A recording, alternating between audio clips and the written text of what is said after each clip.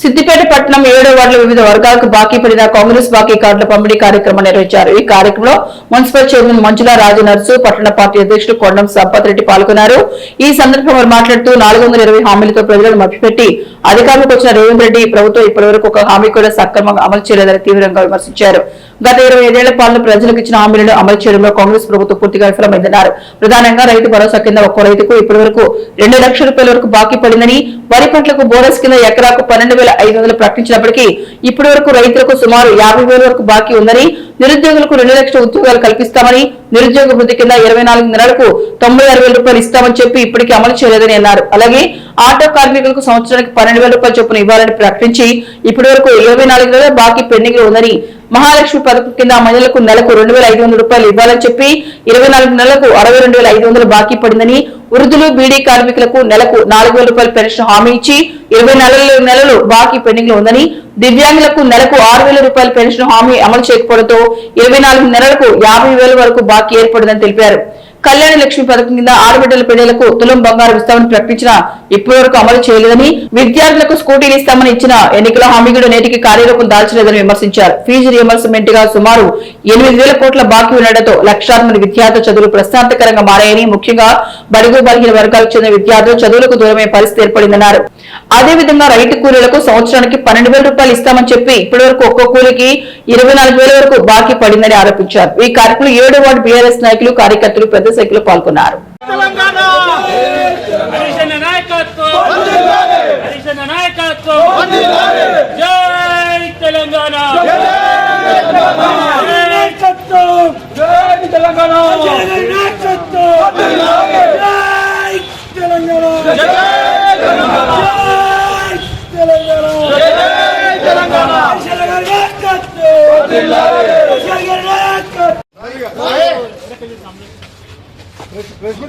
వాళ్ళు ఏరత్ర ఇళ్ళల్లా అవి ఇచ్చేచ్చినాం కదా, ఫోటోలు ఏమంటారు మహిళలకు 2,500 ఇస్తాను, రైతులకు గుర్తి చేద్దాం. వాళ్ళు మళ్ళీ అన్ని దొంగ ఇచ్చి మళ్ళీ ఎలక్షన్ రాగానే ఏదో ఒకటి వాళ్ళు కారణాన్ని మహిళలకు పెన్షన్దారులకు మాట్లాడుతున్నారు.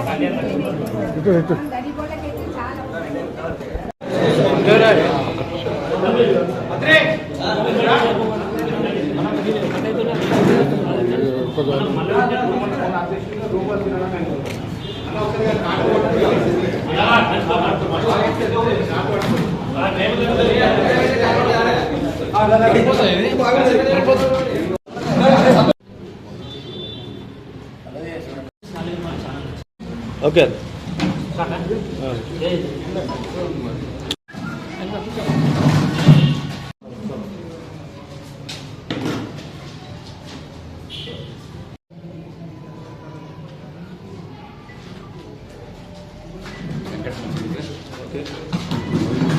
ఒక్క నిమిషం.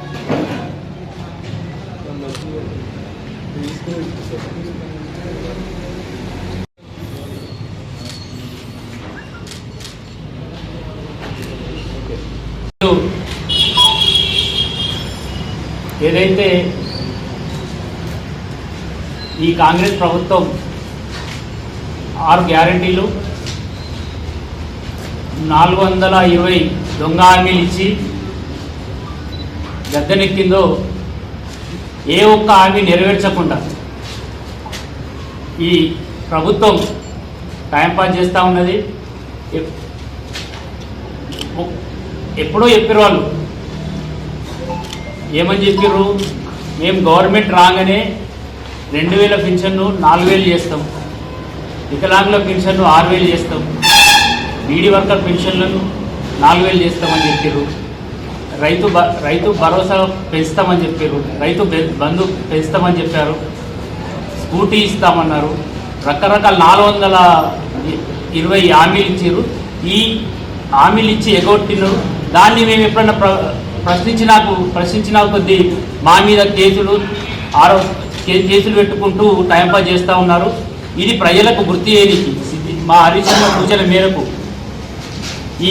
ఈరోజు మొదటి రోజుగా 7వ వార్డులో తిరగడం జరిగింది. మంచి ప్రజల దగ్గర కూడా మంచి స్పందన వచ్చింది.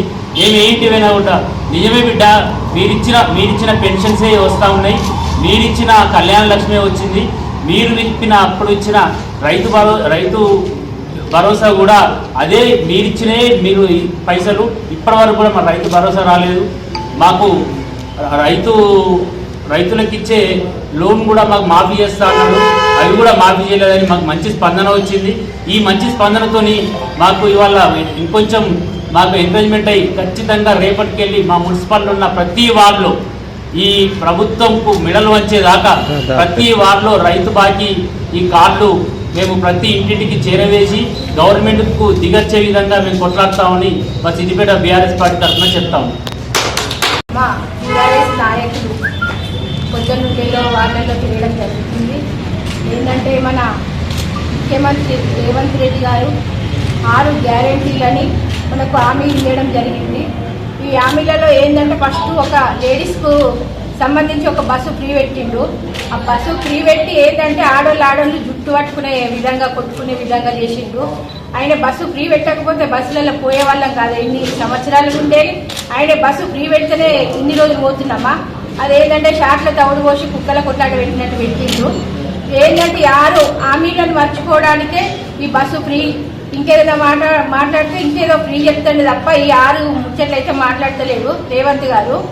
ఈ 6 గ్యారెంటీలు మెయిన్ అయితే ముసలోళ్ళకి పెన్షన్, కళ్యాణ లక్ష్మికి అయితే పేదవాళ్ళ పిల్లలకైతే ఎంతో మా కేసీఆర్ ప్రభుత్వం ఉన్నప్పుడైతే ఎంతో చాలా పేదవాళ్లకు తోడ్పాటుగా ఉంటుండే పెద్దన్నలాగా.